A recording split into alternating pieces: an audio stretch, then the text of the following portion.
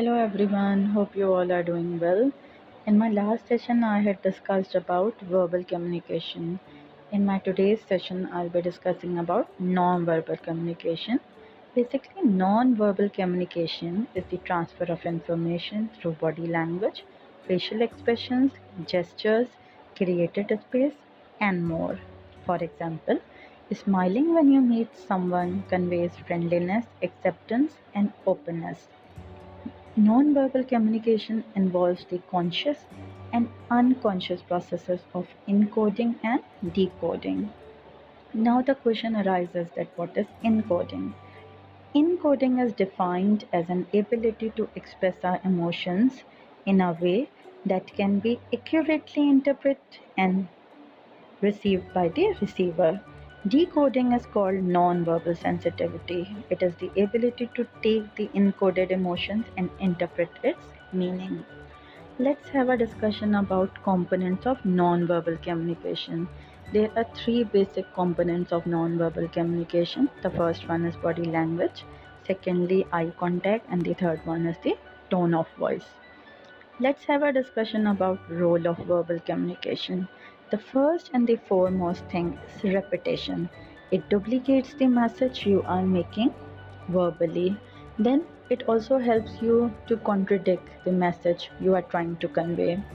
Thirdly, it can replace the verbal messages. It may add additional complementary actions. For example, as a boss, if you pet an employee at the back in addition to a praise. And lastly, it can also help you in accenting. It may help you to underline a verbal message. Then let's have a discussion about types of non-verbal communication. The first type is facial expressions, secondly gestures, third paralinguistics, fourthly body languages, fifth it's help you to have a eye contact, seventh it helps you to have a overall appearance, and eight it helps you to have a artifacts. Let's take the example of non-verbal communication from your house. Consider all the way that the tone of voice might change the meaning of a sentence when talking with a family member.